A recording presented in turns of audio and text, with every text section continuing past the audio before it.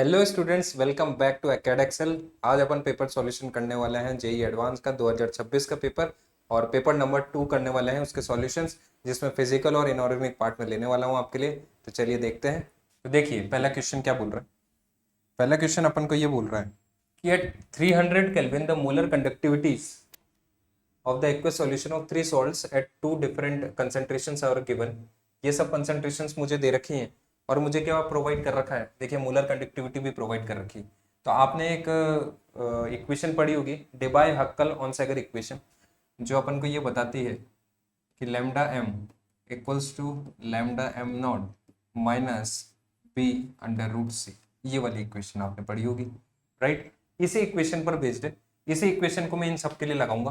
तो देखिए अगर मैं, देखिए मुझे कंसंट्रेशन दे रखी है 2 और 2 मोलर कंडक्टिविटी दे रखी है, तो मेरे पास क्या आ जाएगा, एक बार ये वाली रखूंगा, एक बार वो वाली रखूंगा, है ना। तो मेरे पास आएगा, तो इसको सॉल्व करेंगे अपन। पहले इसको मैं हटा देता हूँ। तो देखिए कोई बात नहीं, इसको अपन ऊपर लिख देते हैं। तो अपने पास इक्वेशन जो यूज होने वाली है वो ये वाली है ना, माइनस बी अंडर रूट सी। ठीक, तो इसके लिए लगाते हैं अपन, किसके लिए, NaNO3 के लिए। अगर NaNO3 के लिए मैं लगाऊंगा तो कैसे लगाऊंगा, देखिए। तो एम लैम्डा एम, देखिए मुझे क्या क्या दे रखा है, लैम्डा एम दे रखा है। तो सबसे पहले मैं लिखूंगा 1 1 1, ये वाली मोलर कंडक्टिविटी, राइट। उसके बाद nought minus B under root concentration कितनी दे रखी है, 0.01 ये प्रोवाइड कर रखी है मुझे, राइट। उसके बाद क्या मुझे प्रोवाइड कर रखा है, और मुझे प्रोवाइड कर रखा है 101, तो 101 लिख दूंगा। Lambda 0 m minus B concentration कितना दे रखा है, 0.04। ठीक, ये 2 इक्वेशन बन गई, इनको सॉल्व कर दीजिए। अगर इन 2 इक्वेशन को सॉल्व करेंगे तो एक आंसर आएगा, अभी वो बात करते हैं उसके बारे में। देन NaCl के बारे में बात करें तो NaCl के लिए भी सेम इक्वेशन यूज हो जाएगी, 117 equals to lambda not m minus B. ये लैम्डा नॉट m किसके लिए है, NaCl के लिए, और ये किसके लिए है, NaNO3 के लिए, है ना। तो कंसंट्रेशन कितना आ रहा है, 0.01।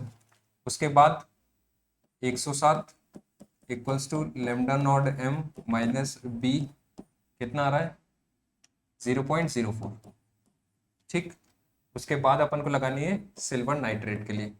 तो सिल्वर नाइट्रेट के लिए लगाएंगे तो देखिए कितना आएगा, 125 equals to lambda not m, और ये लैम्डा नॉट m किसके लिए, AgNO3 के लिए। ठीक है, ये याद रखना, minus B under root concentration हो 0.01, और फिर वापस लगाऊंगा मैं, तो 116 equals to lambda not m minus B under root 0.04। ठीक है, तो ये सब जब मैं सॉल्व कर लूंगा तो मेरे पास कितना आएगा, लैम्डा नॉट m मेरे पास आएगा, और इसके लिए लैम्डा नॉट m आने वाला है, और इसके लिए लैम्डा नॉट m आएगा। वो अपन अगर अपन सॉल्व करेंगे तो अपने पास जो लैम्डा नॉट m की वैल्यू आने वाली है वो आने वाली है इसके लिए 121। ठीक, इसके लिए आने वाली है मेरे पास 127, और मेरे पास जो ये वाला है इसके लिए मेरे पास वैल्यू आने वाली है 134। कितनी, 134, राइट। अब देखिए, अब इन तीनों के लिए एक इक्वेशन देखता हूं, क्योंकि मुझे दे रखा है AgCl प्रोवाइड कर रखा है। अब अगर AgCl की मैं बात करूं तो देखिए NaNO3 प्लस, मान लीजिए कि मुझे कौन कौन से कंपाउंड्स मुझे प्रोवाइड कर रखे हैं इस क्वेश्चन में। इस क्वेश्चन में मुझे NaCl है, NaNO3 है ना, और AgNO3 है, राइट। तो AgNO3 लेते हैं अपन, इक्वेशन लिख लेते हैं पहले। तो AgNO3 प्लस NaCl लिख लीजिए, और इक्वेशन लिखूंगा तो मेरे पास कितना आएगा, AgCl प्लस NaNO3, ये आ जाएगा। अब इन सब के लिए लैम्डा नॉट m किसके लिए, AgCl के लिए, AgNO3 के लिए लगा लीजिए, AgNO3 प्लस लैम्डा नॉट किसके लिए, NaCl के लिए। ठीक है, इक्वल्स टू किसके लिए, लैम्डा नॉट m AgCl के लिए plus lambda naught m NaNO3 के लिए, राइट। इन सबको अपन सॉल्व करेंगे तो अपने पास lambda not m for AgCl की वैल्यू आ जाएगी 140, राइट। कितनी आ जाएगी? 140। अब देखिए इस क्वेश्चन में मुझे और क्या प्रोवाइड कर रखा है वो भी चेक कर लेते हैं। The conductivity of a saturated aqueous solution of AgCl is 1.40 into 10 to the power minus 6 Simon centimetre inverse. मतलब मुझे प्रोवाइड कर रखा है, कंडक्टिविटी भी प्रोवाइड कर रखी है ना, कंडक्टिविटी भी प्रोवाइड कर रखी है भैया। तो अब बताइए मेरे पास क्या क्या हो सकता है। तो डायरेक्ट अपन फॉर्मूला लगा दें। फॉर्मूला कौन सा लगाना है मुझे? फॉर्मूला ये वाला लगा देंगे अपन, lambda not m equals to k by m into 1000। अब ये जो सॉल्युबिलिटी है ना, इसने सॉल्युबिलिटी को किससे डिनोट कर रखा है? x से। अगर अपन क्वेश्चन में पढ़ेंगे तो देखिए ये बोल रहा है if the solubility of AgCl in water is x मोल पर लीटर, तो इसको x कर दीजिए। m की जगह पर क्या कर देता हूं मैं? x, है ना। तो इसको x कर देता हूँ, ये लीजिए मैंने x कर दिया। और इसने एक चीज और दे रखी है कि लिमिटिंग मोलर कंडक्टिविटी और मोलर कंडक्टिविटी दोनों सेम है, ये मुझे प्रोवाइड कर रखा है। अब बताइए मेरे पास वैल्यू आई 140, कंडक्टिविटी की वैल्यू भी मुझे दे रखी है, कितनी दे रखी है? 1.40 into 10 to the power minus 6 into 1000 divided by x। इसको सॉल्व करिए, x को इधर इधर लेके आइए, तो x को इधर ले आता हूँ, यह आएगा मेरे पास 140 into 10 to the power minus 6, point हटाया तो 100 नीचे आया, है ना। और ये 140 भी नीचे ले आया मैं, इसको इधर ले आता हूँ, इसको इधर ले जाता हूँ, इंटू 10 to the power 3। 140 से 140, ये कितना आ रहा है? 10 की पावर -3, और ऊपर जाएगा तो 10 की पावर -5 बनेगा। तो x की वैल्यू आ रही है मेरे पास 10 की पावर -5। ठीक, पूछा क्या हुआ है? पूछा हुआ है मेरे से देन log 10 x की पावर -1, x की पावर -1, राइट। अगर x की पावर -1 है तो बताइए कितना आएगा? तो x की पावर -1 करूंगा तो ये 10 की पावर 5 आ जाएगा मेरे पास। और इसी का अगर मैं log ले लूँ, log 10 x की पावर -1 का, तो मेरे पास आएगा log 10 10 की पावर 5, तो मेरे पास आएगा 5। ये आंसर हो जाएगा। तो कौन सा ऑप्शन हो जाएगा अपने पास? सी ऑप्शन हो जाएगा, राइट। चलिए समझ में आया, और आगे चलते हैं, इस वाले क्वेश्चन की तरफ चलते हैं कि ये क्वेश्चन क्या बोल रहा है अपन को, है ना। तो आइए, the correct order of ONO bond angle. Bond angle के बारे में मेरे से बात कर रहा है इसमें, तो बॉन्ड एंगल अपन सबके लिए बना लेते हैं। तो देखिए NO2+, है ना, और NO2 और NO3 माइनस और NO2 माइनस, इन सब के लिए अपन पहले तो स्ट्रक्चर बना लेते हैं। तो देखिए इसका क्या बनेगा मेरे पास? ये बनेगा प्लस, ठीक है। इसके लिए क्या बनेगा? इसके लिए ऐसा कुछ बनेगा, ऑड इलेक्ट्रॉन स्पीशीज।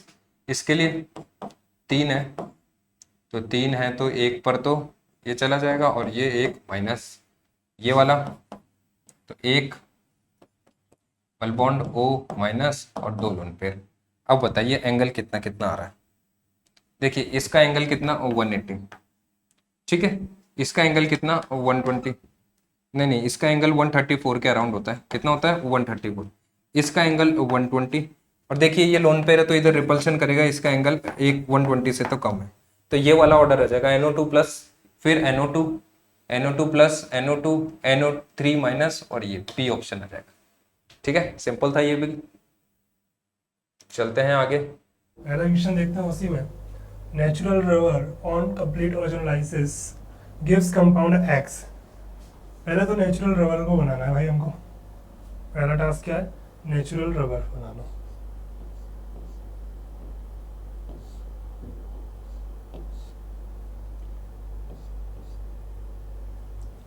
ठीक है, यहाँ ये लग जाएगा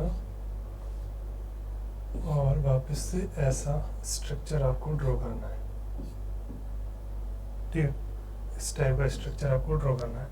ओजोनलाइसिस करोगे आप तो कैसे क्या बनता है इस चीज़ को आपको देखना है। ठीक है, अब ओजोनलाइसिस करोगे तो कैसे करोगे? यहाँ ओजोनलाइसिस कर दोगे, ठीक है, यहाँ ओजोनलाइसिस हो जाएगा। देन यहाँ लास्ट में थोड़ी सी मिस्टेक हो गई, वैसे तो कोई ज़रूरी नहीं है उसका। यहाँ ऐसे डबल बॉन्ड इस तरीके से, ठीक है। ओजोनलाइसिस करोगे कि ओजोनलाइसिस यहाँ से हो जाएगी, ठीक है। ठीक है, तो यहाँ क्या बन जाएगा प्रोडक्ट ओजोनलाइसिस करने पर, एक CHO यहाँ बनेगा और एक डबल बॉन्ड यहाँ बनेगा। ठीक है, तो इससे क्या होगा, इससे देखो 5 मेंबर रिंग बन सकती है, 1 2 3 4 5।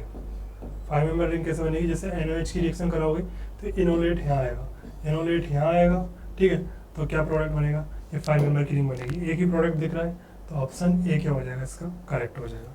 ठीक है, नेक्स्ट क्वेश्चन पर चलते हैं हम। A non-artificial sweetener X is composed of 4-chloro-4-deoxy, alpha-D-galactose and 1,6-dichloro 1,6-di-deoxy-beta-D-fructose joined by a glycosidic linkage. Structure of D-galactose is given below. ठीक है, D-galactose का स्ट्रक्चर दिया है। ठीक है, तो D-galactose ग्लूकोज से कैसे डिफरेंस होता है, डी ग्लूकोज से इस C4 कार्बन की वजह से डिफरेंस होता है। उसमें OH इस साइड आता है राइट साइड में और इसमें लेफ्ट साइड में आता है। तो देखो इस क्वेश्चन को ज़्यादा वो नहीं है, दामने लगाने की जरूरत नहीं है, इजीली हो जाएगा।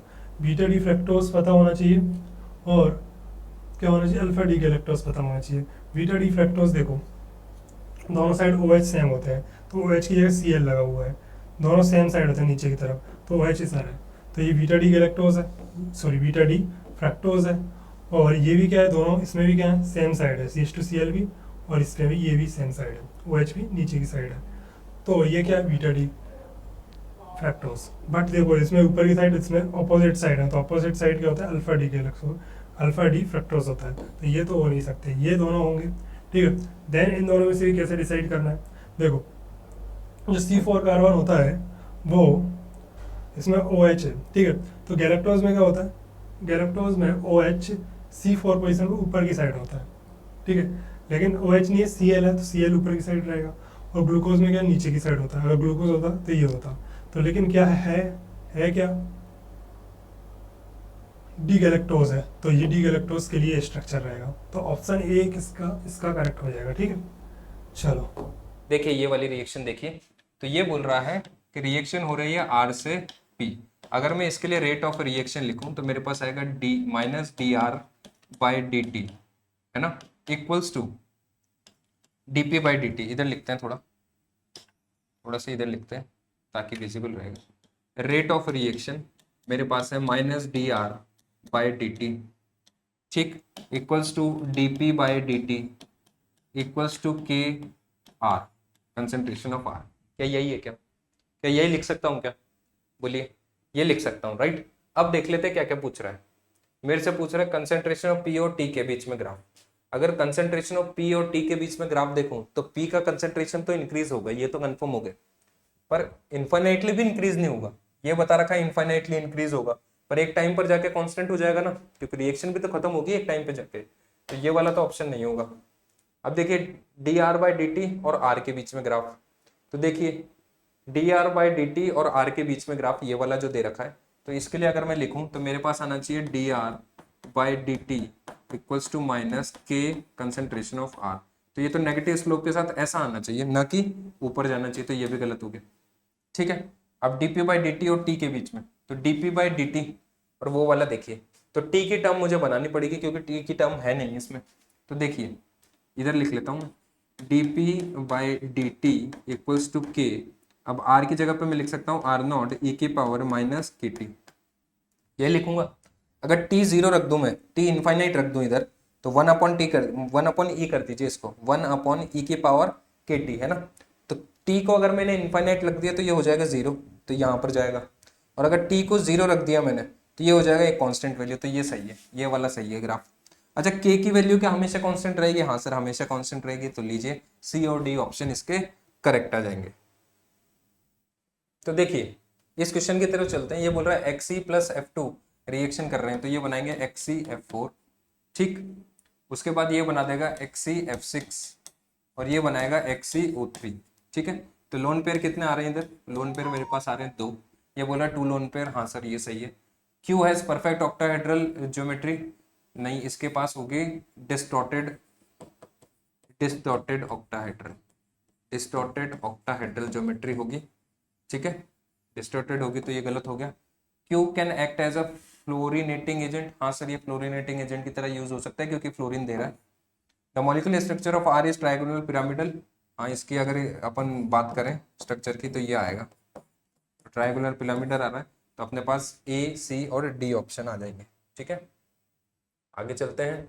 The second ionization enthalpy of carbon atom is less than boron. तो देखिए आयनाइजेशन एनर्जी फर्स्ट की बात करते हैं पहले तो, कार्बन और बोरोन की। तो hydrogen, helium, lithium, beryllium, boron और फिर आता है कार्बन। ठीक है, इनका कन्फिग्रेशन लिख लेते हैं। तो बोरोन का एटॉमिक नंबर 5, इसका 6, तो इसका आएगा 1s2 2s2 2p1। ठीक है, इसका आएगा 1s2 2s2 2p2, यही आएगा। अपन को तो सिर्फ बाहर वालों से मतलब है ना, तो इधर लिख लेते हैं अपन 2p1 2p1। अब एक इलेक्ट्रॉन निकल गया, एक इलेक्ट्रॉन निकलने के बाद जब दूसरा इलेक्ट्रॉन निकलेगा है ना, तो निकलने के बाद ये बनेगा 2s2 और ये बनेगा 2p। ये समझ में आया? इसको एक बार ध्यान से देखिए आप। अगर मुझे फर्स्ट आयनाइजेशन एनर्जी निकालनी है तो फर्स्ट आयनाइजेशन एनर्जी के लिए कार्बन की ज्यादा आ रही है। क्यों? क्योंकि ये फुली फिल्ड है। सॉरी, किसकी ज्यादा आ रही है? ना तो फुली फिल्ड है और ना ही ये है, राइट। एक एक इलेक्ट्रॉन इसमें से अपन को निकालना है। उसके बाद जब आयनाइजेशन एनर्जी 2 निकालूंगा तो उसके बारे में देखूंगा, तो देखिए 2s2 2p1, तो किसकी ज्यादा आनी चाहिए? बोरोन की, क्योंकि फुली फिल्ड है ना। तो second carbon is less stable, less than boron. Option क्या दे रखे हैं मुझे? अगर अपन ऑप्शन की बात करें तो ऑप्शन के बारे में अगर बात करेंगे तो अपन को क्या क्या दे रखा है कि second ionization enthalpy of carbon atom is less than that of boron. ठीक है, increasing order of ionic radius. ठीक है, under identical condition solid potassium is more than solid. तो देखिए लिथियम, सोडियम, पोटेशियम। तो जब अपन एस ब्लॉक पढ़ते हैं तो अपन को पढ़ाया भी जाता है कि सोडियम की डेंसिटी ज़्यादा हो जाती है, तो ये वाला गलत हो जाएगा। Hydrogen hydrogen bond is weaker, hydrogen hydrogen bond is weaker. तो देखिए हाइड्रोजन हाइड्रोजन बॉन्ड और फ्लोरीन फ्लोरीन बॉन्ड, तो हाइड्रोजन हाइड्रोजन बॉन्ड जो होता है वो ज़्यादा खतरनाक होता है, ज़्यादा स्ट्रांग होता है। क्यों? क्योंकि फ्लोरीन के पास लोन पेयर है, वो रिपल्शन करते हैं, इसकी वजह से वो कम स्ट्रॉन्गर हो जाता है। ठीक है, तो hydrogen hydrogen bond is weaker, तो ये भी गलत हो जाएगा। तो अपने पास ए और बी ऑप्शन देंगे। ठीक है, the following reaction PQRS and T are the major product. इस रिएक्शन में देखो पहले क्या करना है, ये है तो ये बन जाएगा, आपको पता है क्या बनेगा, NH C double bond O और CH3, और ये डला है, नाइट्रेशन करा रखा है तो नाइट्रेशन करा दो यहाँ पर, ये बन जाएगा। वापस हाइड्रोलाइसिस करा रखा है तो वापस NH2 बन जाएगा। ठीक है, NH2 बन जाएगा, और ये कम दे रखा है, ये दे रखा है, तो क्या बन जाएगा, BDC रिएक्शन है, बेंजीन डाइसोनियम क्लोराइड बन जाएगा NO2, और यहाँ क्या N2 प्लस और Cl माइनस, कोई दिक्कत नहीं है। ठीक है, ये बन जाएगा। और ये क्या है, O2H3O प्लस NaOH, ये सब गिवन है।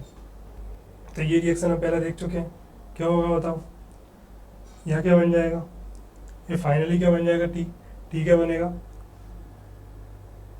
टी बन जाएगा फिनॉल, टी नहीं सॉरी एस बनेगा क्या, फिनॉल। ठीक है, और एक क्या बनेगा, एसीटोन बन जाएगा। तो यहाँ पे यूज़ क्या होने वाला है, क्यू क्या है, क्यू देखो ये है क्यू, इसमें यूज़ किया है। ठीक है, तो ये कपलिंग रिएक्शन करेगा, क्या करेगा, कपलिंग रिएक्शन करेगा। तो कपलिंग रिएक्शन से ये बनाएगा OH यहाँ, तो इसके पहला पर क्या हो जाएगी, कपलिंग रिएक्शन हो जाएगी ऐसा। ठीक है, यहाँ NO2 लगा हुआ है। अब ऑप्शंस को देख लो, Q on treatment with ethanol generates an aromatic aldehyde. Q का है अपना, क्यू की रिएक्शन अगर आप एल्डिहाइड से इससे कराओगे, किससे, एथेनॉल से, तो क्या बनेगा, एल्डिहाइड बनेगा, एल्डिहाइड बनेगा, लेकिन ये वाला एरोमेटिक नहीं बनेगा। ठीक है, कौन सा बनेगा, एलिफेटिक। तो ये तो नहीं बना एरोमेटिक। ठीक है, तो नेक्स्ट ऑप्शन देखो, S gives positive phthalein dye test. देखो एस कहाँ है अपना, थैलीन टेस्ट देता है क्या, देखो इसके पैरा पे कुछ भी नहीं है, फिनॉल के पैरा पे कुछ भी नहीं है, तो ये थैलीन टेस्ट भी देगा। P is di nitro compound, P कहाँ है अपना, P is di nitro compound तो नहीं है, सिंगल है, एक ही नाइट्रो है, तो ये भी कंपाउंड गलत हो गया, ये भी option. T is coloured compound, T कहाँ अपना, कलर्ड कंपाउंड है, हाँ कलर्ड कंपाउंड होता है। ठीक है, कलर्ड कंपाउंड होता है। ठीक है, तो डी ऑप्शन भी क्या रहेगा, इसका करेक्ट रहेगा, और ए बी ऑप्शन करेक्ट रहेगा, बी और डी इसका करेक्ट आंसर आ जाएगा। ठीक है, नेक्स्ट पर चलते हैं।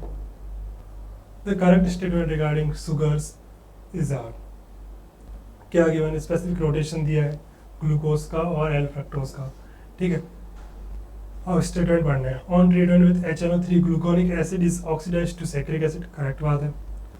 Where is glucose not oxidised to saccharic acid, कैसे नहीं होता भाई, ग्लूकोज भी जब HNO3 से रिएक्शन कराते हो तो वो भी किस में कन्वर्ट हो जाता है, सैक्रिक एसिड में कन्वर्ट हो जाता है। तो स्टेटमेंट ए क्या है, फॉल्स है। बी देखो, fructose gives a positive Fehling test because it isomerizes to glucose and another LD aldohexose in the presence of Fehling। ये भी करेक्ट बात है कि फ्रक्टोज क्या होता है, फेलिंग टेस्ट भी देता है, ठीक है, क्यों देता है, क्योंकि आइसोमराइजेस हो जाता है किसमें, ग्लूकोज में। तो बी ऑप्शन करेक्ट हो जाएगा। Invert sugar is in equivalent mixture of D glucose and D fructose formed after hydrolysis of the corresponding disaccharide, correct बात है। इसकी जो क्या करस्पॉन्डिंग डाइसैकेराइड होती है माल्टोज, ठीक है। तो दोनों का इक्वल मिक्सचर कन्वर्ट होता है कि इसमें डी ग्लूकोज और डी फ्रक्टोज में बनता है। जब कब, जब माल्टोज जो इसकी करस्पॉन्डिंग डाइसैकेराइड्स होती है इन्वर्ट शुगर की, वो क्या बनाती है, डी ग्लूकोज और डी फ्रक्टोज बनाती है। तो सी ऑप्शन भी क्या हो जाएगा इसका, करेक्ट हो जाएगा। नेक्स्ट देखो, specific rotation of invert sugar is -40 degree centigrade, गलत बात है। इन्वर्ट शुगर का -40 डिग्री सेंटीग्रेड नहीं होता, सॉरी -40 डिग्री नहीं होता, कितना होता है, -20 डिग्री होता है। कितना होता है, -20 डिग्री होता है, ठीक है। क्योंकि ये दोनों के दोनों जब इक्विवेलेंट लोगे तो ये दोनों क्या होना चाहिए, 50 होना चाहिए, ये भी 50 होना चाहिए और ये भी 50 होना चाहिए, तब जाके -20 डिग्री आता है, ठीक है। तो इसका आंसर क्या होंगे, बी और सी इसका करेक्ट हो जाएगा। देखिए और क्या बोल रहा है ये बोल रहा है मेरे पास XA+ और YB+ है मेरे पास, है ना। The wavelength of light absorb during the transition between states with principal quantum number n = n2, तो लैम्डा। तो देखिए इसको सॉल्व करते हैं अपन, सिंपल क्वेश्चन है ये भी एटॉमिक स्ट्रक्चर का। तो इसको लिखा मैंने 1/λ = R Z²। अब अपन को क्या करना है कि कुछ नहीं करना, अपन को इसको ZA² ले लेता हूँ मैं, है ना। तो ये बोल रहा है कि कहाँ से कहाँ जा रहा है, 1² - 1/2²। तो ये आएगा मेरे पास R ZA का होल स्क्वायर अप इंटू 3/4, यही आएगा। ये पहली रिएक्शन। दूसरी निकाल लेते हैं। दूसरी अगर निकालूंगा तो मेरे से ये क्या बोल रहा है, the wavelength absorb transition between the state with principal quantum number इतना इज 1/9λ = R ZB का स्क्वायर, सेम। तो ये 1/4 - 1/16, ठीक है। कितना आएगा ये RZB² कितना आ रहा है ये सॉल्व करके, तो 12 इंटू, देखिए ये 12, तो 12 4 इंटू 16 3/16, कितना आएगा 3/16, है ना। तो ये आएगा 3/16। अब इन दोनों का रेशियो ले लो, यही बोल रहा है शायद, क्या बोल रहा है, between the lowest possible value of A+B, ठीक है। लोवेस्ट पॉसिबल वैल्यू बोल रहा है तो पहले तो इन दोनों का रेशियो ले लेता हूँ मैं, है ना। तो फर्स्ट डिवाइडेड बाय सेकंड कर देता हूँ, तो 1/λ और ये आ जाएगा 1/9λ, ठीक है। ये आएगा RZA² इंटू 3/4 और इधर आएगा मेरे पास RZB², कितना आ रहा है, इंटू 3/16, ऐसा कुछ आएगा, है ना।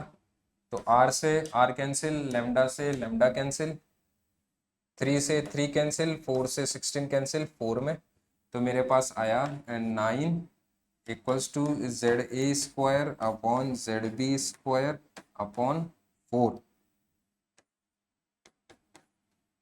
ये आएगा। अच्छा इधर से कितना आया, ZA/ZB, ये आ रहा है मेरे पास 3/2, समझ में आया। तो ये एटॉमिक नंबर का रेशियो आ रहा है। अगर एटॉमिक नंबर का रेशियो 3:2 आ रहा है, इसका मतलब कौन कौन सा आयन्स हो सकते हैं। तो अगर मैं ध्यान से देखूं तो मेरे पास कौन कौन सा आयन बन रहे हैं भैया, तो ये बन रहा है लिथियम +2 और ये बन रहा है हीलियम प्लस। अब देखिए पूछा क्या है मेरे से, the possible value of A+B, मतलब इनके चार्ज की वैल्यू। तो देखिए A की वैल्यू कितनी हो रही है 2, B की वैल्यू कितनी हो रही है 1, तो A+B अगर करूंगा तो 2 + 1 कितना आएगा 3, ये आंसर होना चाहिए इसका, है ना। कई बार अपन क्या इसको मिस कर जाते हैं, क्योंकि अपन सोचते हैं कि इसी का नंबर का पूछा है तो 3 + 2 कर दिया होगा कई आपने, है ना। तो ये भी नहीं करना था, समझ में आया। तो चलते हैं आगे। अब ये देखिए, ये वाला मुझे कुछ क्वेश्चन दे रखा है, बड़ा सा क्वेश्चन है पर है सिंपल। इसमें कोई भी दिक्कत नहीं है सिंपल, इधर जगह नहीं है। तो नेक्स्ट पेज पे करेंगे। देखिए at a given temperature 0.45 gram of acetic acid in 50 ml of water is shaken with 1 ग्राम। ये मुझे प्रोवाइड कर रखा है कि 1 ग्राम ऑफ चारकोल, और पीएच वगैरह मुझे प्रोवाइड कर रखे 3। तो ये ऐसा बोल रहा है कि इतना एसिटिक एसिड मैंने 50 ml वाटर के अंदर डाला, और 50 ml वाटर के अंदर डालने के बाद उसके अंदर चारकोल भी डाला और उसको शेक कर दिया। तो अब ये चारकोल क्या करेगा, एसिटिक एसिड को एब्जॉर्ब कर लेगा। अब कितना एब्जॉर्ब करेगा वो तो पता नहीं, पर इसने पीएच दे रखी है और पीएच से मैं कंसंट्रेशन निकाल सकता हूँ इजीली। ठीक है, तो मुझसे पीएच देने की वजह से मुझे कंसंट्रेशन आ जाएगी जब चारकोल मिलाने से के बाद, और इसके बाद में चारकोल मिलाने से पहले के कंसंट्रेशन पता कर लूंगा। ठीक है, और बोल रहा है कि देखिए ये बोल रहा है मुझे कि gives straight line with slope m, तो log x बाय m। तो देखिए log ले लिया मैंने, log x बाय m, तो ये आएगा log k plus 1 by n log c, यही आएगा। और ये बोल रहा है स्लोप कितना है 1, तो 1 अपॉन n इक्वल्स टू 1, तो मेरे पास आएगा n की वैल्यू 1। ये n की वैल्यू 1 आ जाएगी मेरे पास। इतना तो समझ में आ गया कि n की वैल्यू कितनी आ गई 1। ठीक है, the acid dissociation constant of acetic acid is 10 की पावर -5, राइट। तो अब आगे सॉल्व करते हैं एक बार इसको, है ना। खाली पेज पे सॉल्व करते हैं। नेक्स्ट स्लाइड के अंदर मेरे पास है क्वेश्चन, मैं इसको पढ़ लेता हूँ। और तो देखिए मुझे क्या क्या प्रोवाइड कर रखा है। At a given temperature 0.45 gram of acetic acid in 50 ml, हाँ 50 ml of water is shaken with 1 gram of charcoal and the pH of the resulting solution is 3, है ना। Assume the adsorption of acetic acid from इतना। तो देखिए पहले तो मुझे provide कर रखा है pH, अगर pH प्रोवाइड कर रखा है तो pH से जो जो निकाल सकता हूँ वो निकाल लेता हूँ, है ना। तो 3 इक्वल्स टू, अब आप ही बताइए pH कैसे निकालूं मैं। तो मेरे पास pH minus log Ka into C, ये फॉर्मूला है या नहीं pH के लिए, बताइए क्या pH के लिए मेरे पास ये फॉर्मूला है। हाँ सर ये फॉर्मूला है। इसको सॉल्व करेंगे अगर अपन तो अपने पास C की वैल्यू आएगी, और C की वैल्यू सॉल्व करके मेरे पास आ जाएगी 0.1 मोलर। ये समझ में आया भाई, ये डिसोसिएशन कांस्टेंट है ना, एसिड डिसोसिएशन कांस्टेंट, तो इसका pH निकालने का ये फॉर्मूला है, आपको आइडिया होगा, आयनिक इक्विलिब्रियम में आता है ना। अब अपन निकाल लेते हैं इनिशियल कंसंट्रेशन। इनिशियल कंसंट्रेशन, तो initial concentration of acetic acid, ये भी निकाल लेते हैं, एसिटिक एसिड। ठीक है, इनिशियल कंसंट्रेशन। तो अगर इनिशियल कंसंट्रेशन अपन निकालें तो बताइए इनिशियल कंसंट्रेशन कैसे निकाल सकता हूँ। तो स्टार्टिंग में इसने मुझे दे रखा है, देखिए कि 0.45 ग्राम मिलाया मैंने, किस में मिलाया, 50 ml में मिलाया, तो बस इधर से निकाल दूंगा। तो देखिए 0.45 ग्राम डिवाइडेड बाय इसका मॉलिक्यूलर वेट एसिटिक एसिड का कितना 60, वॉल्यूम कितना दे रखा है 50 ml, इसको लीटर में कन्वर्ट करेंगे तो 1000, तो ये कितना आएगा मेरे पास, सी नॉट बोल दूं इसको, तो सी नॉट आएगा 0.15 मोलर। ये मेरे पास इनिशियल कंसंट्रेशन आ जाएगा इसका। ठीक है, ये सारी कहानी हो गई, है ना, ये चीजें मेरे पास आ चुकी है। अब देखते हैं कि एड्सॉर्ब कितना हुआ। तो एड्सॉर्ब कितना हुआ, तो एड्सॉर्ब की बात करें तो मेरे पास कितना आ रहा है, ये आ रहा है 0.15 माइनस 0.1, ये आएगा 0.05 मोलर, इतना एड्सॉर्ब हो गया। ठीक है, इसको अपन वेट में भी निकाल सकते हैं, तो वेट एड्सॉर्ब इसको निकाल लेते हैं।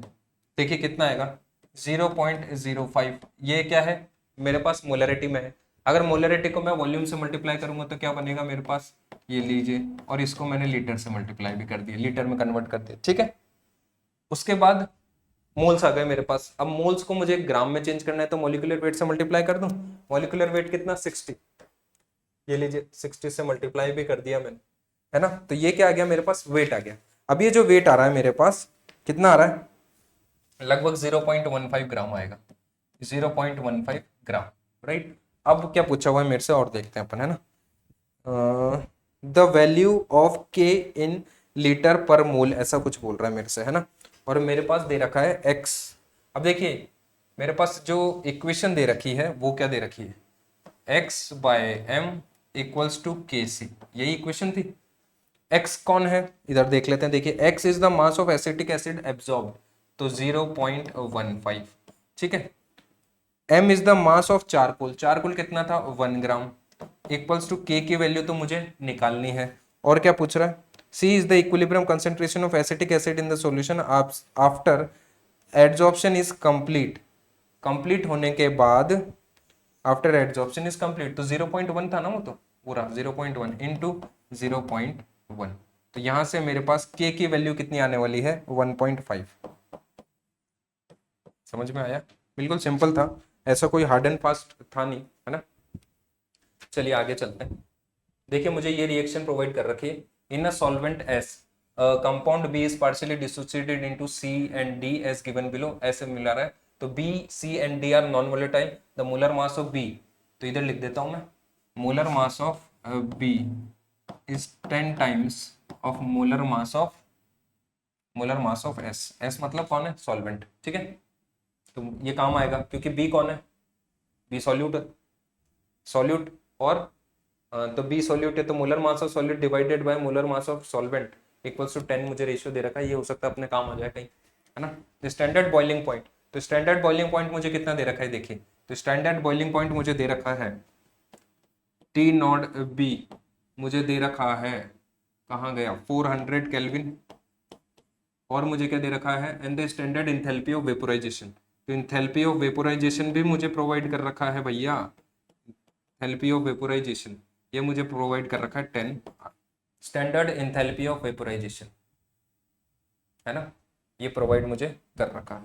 ठीक, अब देखिए अब क्या करता हूं मैं, अब क्या किया जाए, तो अपने पास फॉर्मूला है delta T B equals to I K B M, ये फॉर्मूला है, तो इसको लगा देते हैं। तो देखिए मुझे दे रखा है R is the solution of B in S with an initial concentration of B as 0.25% mass by mass has boiling point of इतना, तो ये आ जाएगा 408 माइनस, तो ये 8, ये आएगा मेरे पास। तो देखिए I की वैल्यू कितनी आएगी 1 प्लस एन माइनस वन, तो n कौन है 4, 4 है ना, -1 अल्फा, तो ये आएगा मेरे पास I की वैल्यू 1 प्लस 3 अल्फा, ठीक है। तो इसको रख देते हैं, तो ये आएगा 1 प्लस 3 अल्फा।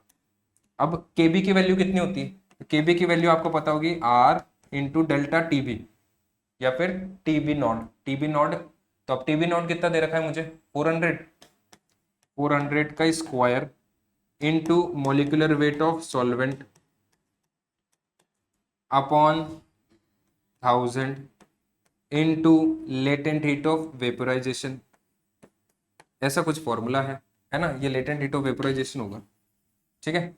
अब देखिए तो इसको रख देते हैं अपन, तो इस फॉर्मूले में रखूंगा तो मेरे पास आएगा 8 इक्वल्स टू 1 प्लस 3 अल्फा, है ना, R 400 का स्क्वायर। अच्छा देखिए मोलालिटी भी है, मोलालिटी भी दे रखी, तो मोलालिटी देखिए कैसे निकालूंगा, मुझे दे रखा है 0.25%, तो आप खुद ही सोचिए कि 0.25 ग्राम इन 100 ग्राम, यही तो होगा 0.25 ग्राम इन 100 ग्राम, तो इधर रख देंगे अपन मोलालिटी, ठीक है, या फिर इधर ही रख दो या इधर रख देंगे, ठीक है। और मुझे दे रखा है 1000, इधर देगा मुझे 10R, कितना दे रखा है मुझे 10R दे रखा है ना, 10R, है ना, मॉलिक्यूलर वेट ऑफ सॉल्वेंट, इसके लिए क्या रखूंगा मोल्स ऑफ सॉल्यूट, तो moles of solute upon mass of solvent, mass of solvent, mass of solvent, ये सब रहेगा। अब इससे मैं क्या निकाल सकता हूँ बताइए, थोड़ी सी जगह कम पड़ रही है ना, तो जगह कम पड़ने की वजह से नेक्स्ट पेज पे कर लेते हैं अपन, क्वेश्चन में इधर से देख लूंगा, कोई दिक्कत नहीं है ना। क्वेश्चन कहाँ गया, ये रहा, देखिए मुझसे बोल रहे थे मोलर मास ऑफ बी, ये सब तो देख लिया था अपन ने, है ना, the molar mass of B और ये सब। तो अब देखिए अपन ने क्या क्या निकाल लिया, तो आई की वैल्यू निकाली थी अपन ने 1 प्लस, है ना, क्या क्या निकाला था 1 प्लस 3 अल्फा निकाल लिया था, ये आ गया था मेरे पास, है ना। और क्या निकाला था मैंने फॉर्मूला लगाया था delta T B equals to I K B M, तो यहाँ लिखा था मैंने 8 1 प्लस 3 अल्फा, यहाँ पर लिख दिया था मैंने। के बी की वैल्यू आप जानते ही हैं आर टी नॉट बी का स्क्वायर इंटू मोलिकुलर वेट वगैरह, है ना। तो ये सब लिखने के बाद अगर मैं ध्यान दूं अच्छे से तो मेरे पास फॉर्मूला आता है, तो देखिए यहाँ पर आएगा R 400 का स्क्वायर इंटू 400 का स्क्वायर इंटू मोलिकुलर वेट भी तो आएगा, molecular weight of solvent into molality divided by 1000 divided by 1000 और क्या है लेटेंट हीट ऑफ वेपोराइजेशन, ये सब आएगा। ठीक, ये सभी लिखा था लास्ट में। तो 8 इक्वल्स टू 3 अल्फा और कितना दे रखा है, आर से आर कैंसिल आउट हो जाएगा ये तो 400 का square molecular weight of solvent. तो सॉल्वेंट का मॉलिक्यूलर वेट मुझे पता है क्या? सॉल्वेंट का मॉलिक्यूलर वेट मुझे पता ही नहीं, तो कोई बात नहीं, इसको ऐसे छोड़ देते हैं मॉलिक्यूलर वेट ऑफ सॉल्वेंट।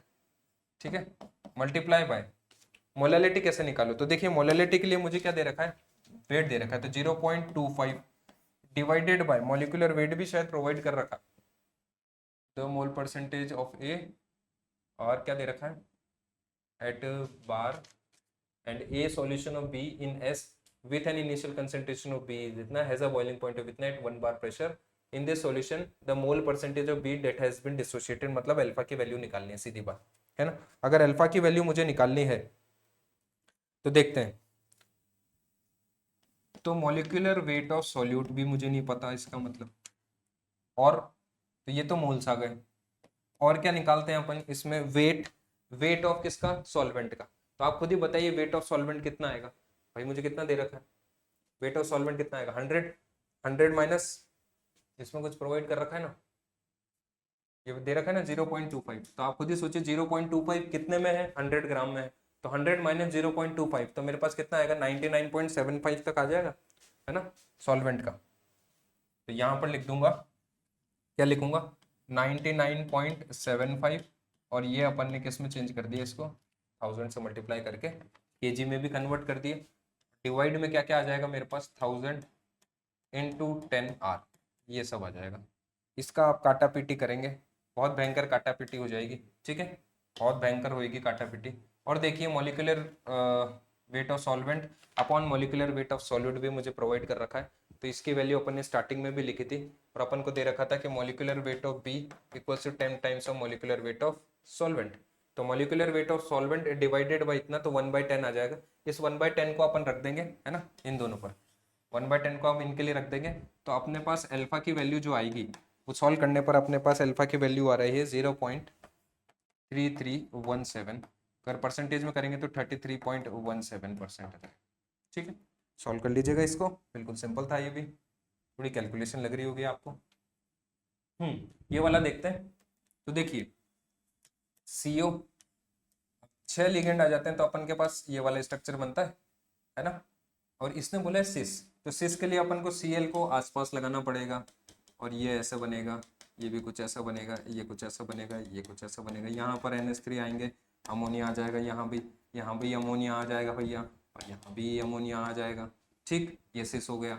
और क्या बोल रहा है दूसरा वाला, बोल रहा है मर मतलब लेटा हुआ, याद करवाने का तरीका, मर मतलब लेटा हुआ, क्लास में भी बताया था। तो ये देखो दोनों लेटे हुए हैं, एक Cl को यहाँ लगा दो, एक NH3 को यहाँ लगा दो, एक NH3 को यहाँ लगा दो, और एक NH3 को यहाँ लगा दो। ठीक है, अब ये अपन ने ऐसे कर दिया, इसको भी ऐसे कर देते हैं ताकि सही रहेगा थोड़ा। अब देखिए ये पूछ रहा है मेरे से, बहुत वैसे कॉम्प्लेक्स है, 1 nitrogen atom and 2 chlorine atoms eight there corners पर नाइट्रोजन एटम और क्लोरीन एटम का ट्रायंगल बन रहा हो, ट्रायंगुलर फेस। तो देखिए कौन कौन सा बन रहा है, एक तो ये बन रहा है, ये वाला है ना, एक ये हो गया, एक ये हो गया पीछे वाला, 2 हो गए, और ऐसे ही भाई 2 तो ये हो गए, तो इसके लिए हो गए 2, और देखते हैं इसके लिए, तो इसके लिए देखिए 2 क्लोरीन और 1 नाइट्रोजन, तो एक ये हो गया, ठीक है, एक ये हो गया, और 2 क्लोरीन 1 नाइट्रोजन, तो एक ये हो गया, ये वाला, तो 1 2, और ऐसे नीचे भी है 1 और 2, तो ये हो गए 4, तो कितना आ जाएगा, 4 + 2 + ये 6। ठीक है, ये आंसर हो गया आपका। In the following reaction sequence, moisture product X and Y are acyclic monomers। ठीक है, बना देते हैं। CH3 आई है, क्या बनाएगा भाई, CH3Cl बना देगा। H3O प्लस हीटिंग है तो क्या बना देगा, CH3COOH। ठीक है, रेड फॉस्फोरस Br2 है, तो क्या होगा भाई, इसके अल्फा पोजीशन पर क्या लग जाएगा, ब्रोमीन लग जाएगा। हेलोलाट जेलेंस्की रिएक्शन है, NH3 लगाओगे तो क्या होगा, ब्रोमीन हट जाएगा, उसकी जगह NH3 लग जाएगा, इजी बात। ये आगे लगा दो भाई, NH3 डाल लो, यहाँ पे NH2 आ जाएगा, ब्रोमीन COH। कैप्रोलैक्टम लोगे, कैप्रोलैक्टम क्या होता है? कैप्रोलैक्टम के बारे में जानती है पूरी दुनिया।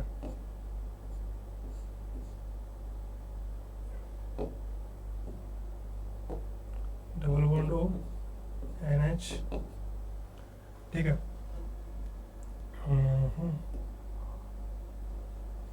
ऐसा होता है कैप्रोलैक्टम, ठीक है। कितने कार्बन होते हैं इसमें? 5 कार्बन होते हैं, ठीक है। 5 कार्बन होते हैं। हाइड्रोलाइसिस करा रखा है तो क्या होगा? हाइड्रोलाइसिस कराओगे तो ये ब्रेक हो जाएगा, इधर इधर इस पे OH लग जाएगा। कितने कार्बन है? 5 कार्बन है, 5 और ये NH2 और इधर क्या? C डबल बॉन्ड OH, ठीक है।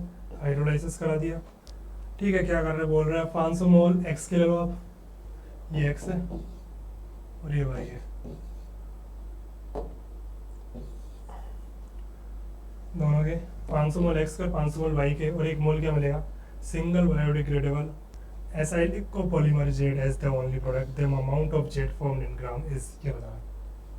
दोनों को लेके क्या बनता है भाई? एक पॉलीमर बनता है, इसका क्या होता है नाम? नाइल और N होता है, ठीक है। तो वो कैसा बनता है उसके बारे में मैं आपको बता देता हूँ। इस साइड क्या होता है? ये NH2 से रिएक्शन करता है तो NH रहता है, ठीक है। और C double bond O CH2 का होल 5, सॉरी ये नहीं होता, इस साइड NH वाटर तो निकल ही जाता है इधर से, ठीक है। वाटर तो रिलीज ही हो जाता है, क्या होता है? ऐसे ही होता है। और यहाँ आता है CH2 होल 5 और इधर आएगा C डबल बॉन्ड O, और ऐसा पॉलीमर होता है, ठीक है। और ये कितने 500 यूज़ किए हैं तो इसका कितना हो जाएगा? ऑल 500 हो जाएगा। कितना हो जाएगा? ऑल 500 यूज़ होगा, ठीक है। ऑल 500 यूज़ होगा और इसका मोलर मास कितना होता है? 170 होता है सिर्फ इस यूनिट का, और 500 आप यूज़ कर रहे हो तो ये कितना हो जाएगा?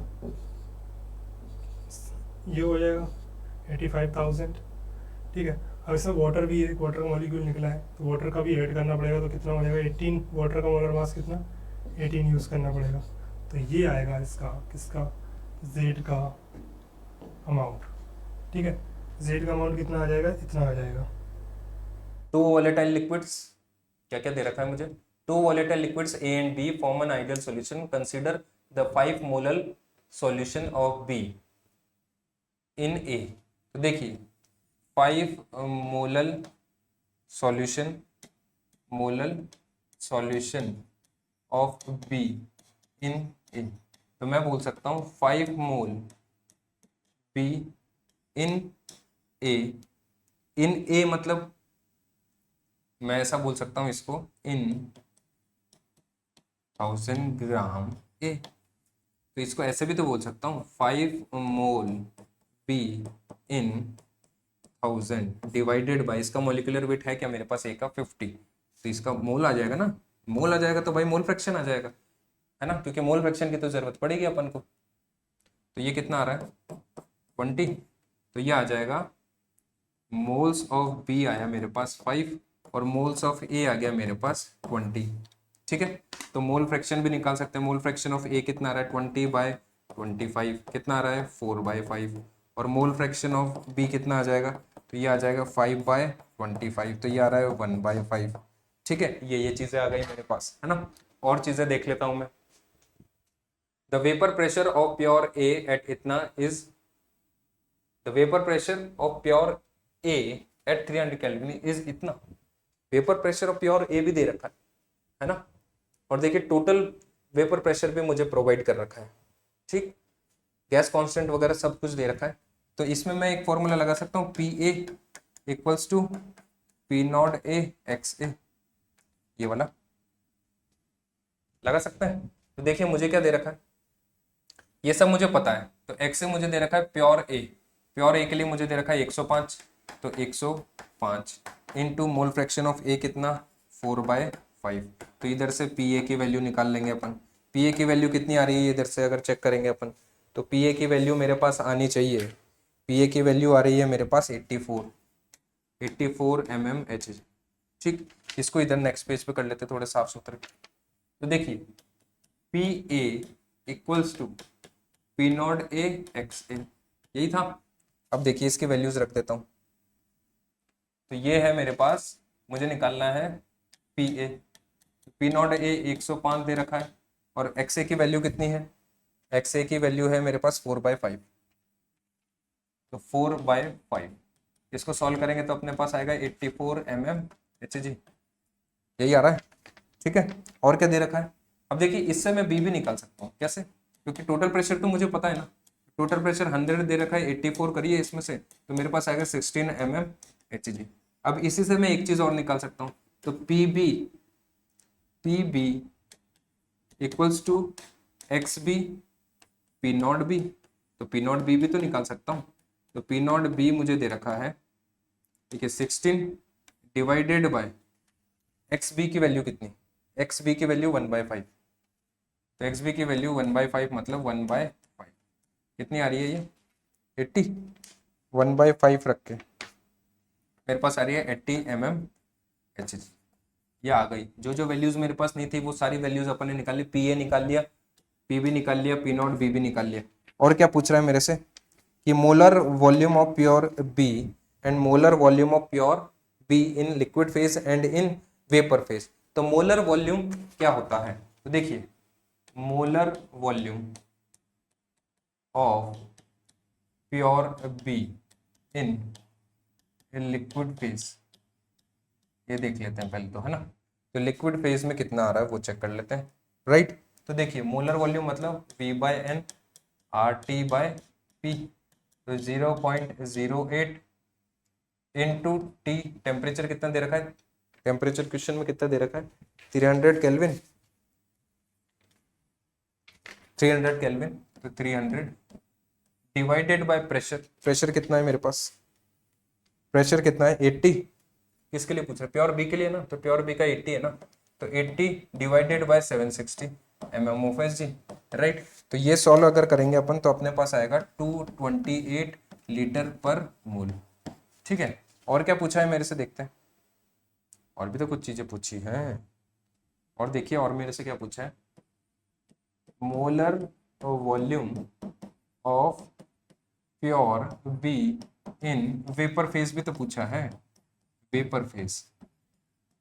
अब देखिए यही पूछा हुआ है ना, इन दोनों का रेशियो पूछा हुआ है, volume of pure B in vapour phase to its volume in liquid phase. हाँ, तो देखिए वेपर फेज में कैसे निकालेंगे, तो density equals to mass upon volume, तो मोलर मास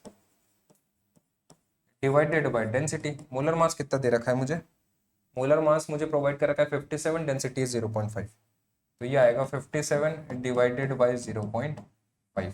ठीक है, इसको अगर सॉल्व करेंगे तो अपन अपने पास आएगा 114 मोल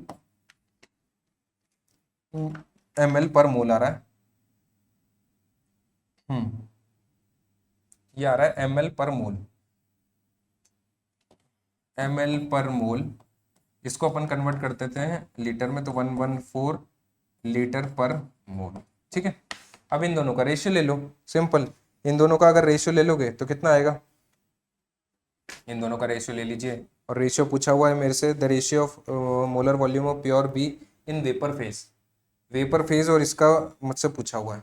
ठीक है, तो ये आना चाहिए। तो देखिए, तो इन दोनों को वो कर दीजिए, तो 228 डिवाइडेड बाय 0.114, ये आना चाहिए अप्रोक्सीमेटली 2000। ठीक है, और क्या पूछा हुआ है मेरे से, the mole fraction of B in vapour phase which is in equilibrium with this solution. तो कोई दिक्कत नहीं, इसका फॉर्मूला पी बी है ना equals to Y B P T. तो वाई बी का आ जाएगा मेरे पास, बी का कितना आया था मेरे पास, बी का आया था 16 divided by P T. P T मुझे कितना दे रखा है 100, तो ये आ जाएगा 0.16, राइट। ये आपका आंसर हो जाएगा। देखो क्या बनाना भाई, ये है, ये LCl3 गिवन है, तो ये कहाँ अटैक करेगा, इसके ऑर्थो पर और इसके रेस्पेक्टिव पैरा पर अटैक कर देगा। ठीक है, पैरा पर अटैक कर दिया तो ये बन जाएगा कंपाउंड,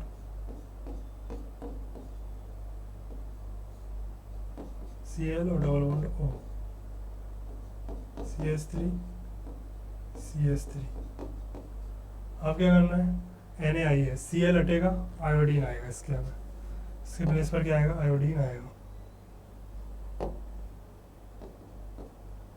ठीक है, आयोडीन आएगा, फिर वापस NaO, ये नेगेटिव होगा, ये प्लस होगा, आयोडीन हटेगा और ये ऑक्सीजन आ जाएगा, तो ये क्या बनेगा, ये ऐसा बनेगा। देखो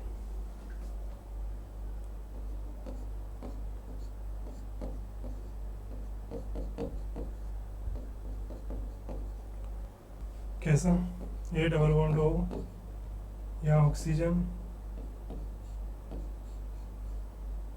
NO2 यहाँ, ठीक है।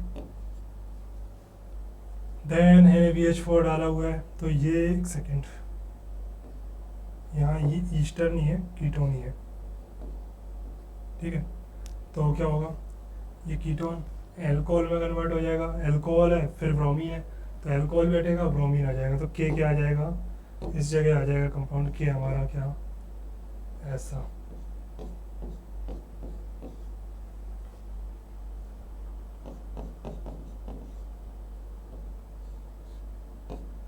यहाँ आ जाएगा ब्रोमीन और यहाँ ऑक्सीजन और ये ऐसा,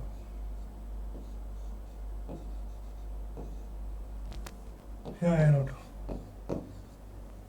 ठीक है। NH3 डालोगे एक्सिस में तो ये ब्रोमीन हट जाएगा, NH2 लग जाएगा यहाँ पर। SPH PH ऐसे N डालोगे तो ब्रोमीन हटेगा, SPH लग जाएगा यहाँ पर, ठीक है।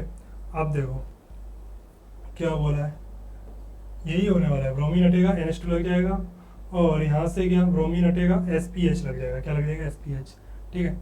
चलो एटॉमिक मास दिया है सबका, the volume of 1 molar aqueous H2SO4 required to completely neutralize the ammonia evolved from 5.72 gram of L, ये कितना है, 5.72 ग्राम है। In Kjeldahl's method of nitrogen estimation is, अब देखो जब इसमें क्या है, यहाँ पे NH2 लग रहा है, तो जेल्डाल मेथड में क्या होता है, एस्टिमेशन सिर्फ NH2 ग्रुप का होगा, इस नाइट्रो ग्रुप का नहीं होता, ठीक है। तो इस बात का ध्यान रखना है, ठीक है। तो उसका वेट कितना आएगा, देखो इसका वेट कितना गिवन है, 350 ग्राम गिवन है, 350 ग्राम गिवन है, तो ब्रोमीन रिप्लेस होगा, मतलब 350 में से 80 माइनस हो जाएगा, 270 आएगा और NH2 लगेगा। 270 में NH2 का वेट कितना है, 16 ग्राम, तो 270 और 16 कितना हो जाएगा, 286 ग्राम हो जाएगा, कितना हो जाएगा, 286 ग्राम हो जाएगा, ये L की वैल्यू। तो ये कितना आएगा, ये आ जाएगा 2/100 मोल, कितना आ जाएगा, 2/100 मोल आ जाएगा, ठीक है। अब इससे क्या बन रहा है, L से बन रहा है अमोनिया, ठीक है, अमोनिया। और जब अमोनिया की रिएक्शन आप किससे कराते हो, और कितना बना है, 2/100 बना है, ठीक है। तो इसकी रिएक्शन आप कराते हो तो ये कितने, 2 मोल्स की रिक्वायरमेंट होती है, H2SO4 के साथ करानी है रिएक्शन, और ये 1 मोलर गिवन है आपको। तो यहाँ पर इसके 2 मोल यूज़ होते हैं, ये बात याद रखनी है, ठीक है, 2 मोल यूज़ होते हैं। तो देखो, तो H2SO4 के कितने मोल बनेंगे, 2/100 है, 2 से 1 बन रहा है, तो ये कितना यूज़ होगी, कितने मोल बनेंगे, 1/100 मोल बनेंगे, कितने बनेंगे, 1/100 मोल बनेंगे। तो इसका मोलर मास, तो इससे हमें क्या निकालना, वॉल्यूम निकालना है, क्या निकालना है, नेक्स्ट क्वेश्चन में देख लो आप, the volume of 1 molar required, तो वॉल्यूम निकालना है, ठीक है। तो 1 मोलर गिवन है, इसके मोल गिवन है, आ गया हमारे पास 1/100 और V, तो ये कितना आ जाएगा, देख लो V कितना आ जाएगा, V आएगा अपना, V आ जाएगा सर, V इक्वल टू 1/100 आ जाएगा, ठीक है। ये आया है किसमें, लीटर में, और हमें चाहिए ml में, तो 100 से क्या कर दो, मल्टीप्लाई कर दो, सॉरी 1000 से, तो कितना आ जाएगा, ये कितना आ जाएगा, 10 ml आ जाएगा, कितना आ जाएगा, 10 ml। तो इसका आंसर क्या आया, 10 ml आया। देन देखो सेम है, in sulphur estimation by Carius method the amount of barium sulphate formed from 3.79 gram of M, ये कितना रहेगा, इसका जो M है, SPH लगाना है, कुछ भी नहीं करना है इसमें, M में क्या करना है, यहाँ पर आप क्या करना है, ब्रोमीन की जगह SPH लगा दो, और उसका जो मोलर मास होगा वो कितना होगा, मोलर मास रहेगा 379, कितना रहेगा, 379 रहेगा, ठीक है।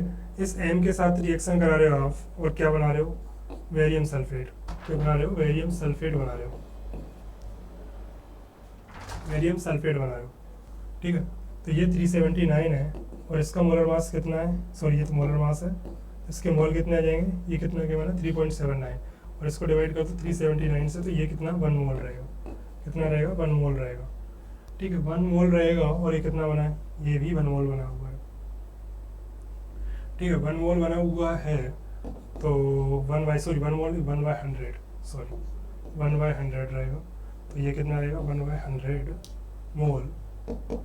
इसका क्या निकालना है हमको, वेट निकालना है और इसका मोलर मास कितना हो जाएगा, मोलर मास आपको कैलकुलेट करना पड़ेगा, इसका हो जाएगा 233 ग्राम, ठीक है। W कितना आ जाएगा यहाँ से, W आ जाएगा यहाँ से 2.33 ग्राम, इसका आंसर कितना आएगा 2.33 ग्राम आ जाएगा, कितना आ जाएगा 2.33 ग्राम, ठीक है। कितना आया आंसर इसका 2.33, ठीक है। तो ये हुए सारे ऑर्गेनिक इक्वेशंस खत्म, ठीक है। आज के लिए इतना ही रखते हैं, मिलते हैं नेक्स्ट क्लास में, जब तक के लिए थैंक यू।